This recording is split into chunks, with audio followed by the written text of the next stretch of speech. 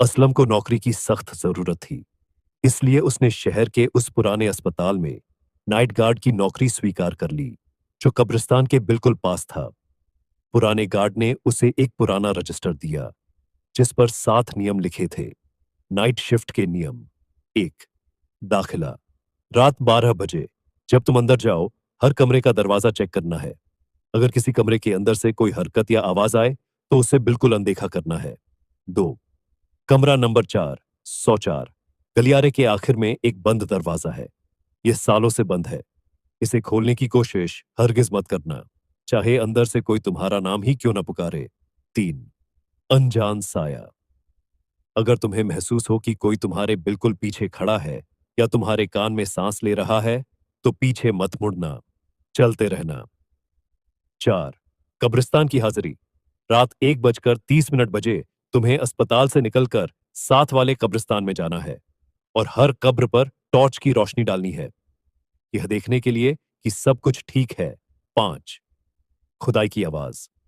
अगर कब्रिस्तान में तुम्हें मिट्टी खोदने की आवाज आए, तो उस तरफ मत जाना, वह तुम्हारे लिए नहीं है।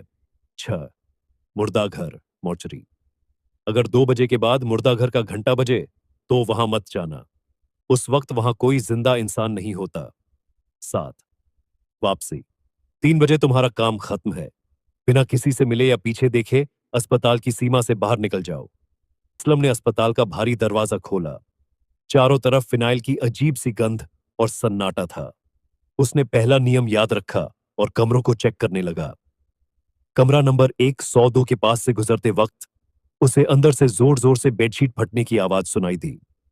उसका दिल जोर से धड़कने लगा, लेकिन उसने नियम नंबर 1 याद रखा और आगे बढ़ गया। चलते चलते वह उस पुराने बंद दरवाजे, कमरा 404 के पास पहुंचा। अचानक अंदर से एक हल्की सी आवाज आई।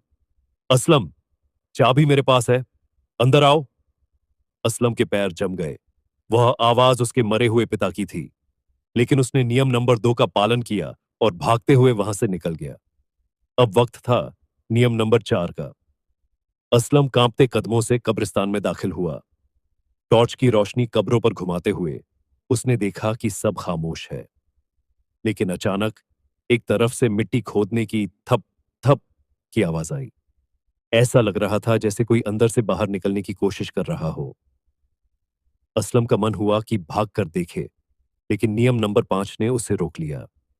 जब वह वापस अस्पताल के गलियारे में आया, तो उसे महसूस हुआ कि उसकी गर्दन पर कोई ठंडी सांस ले रहा है।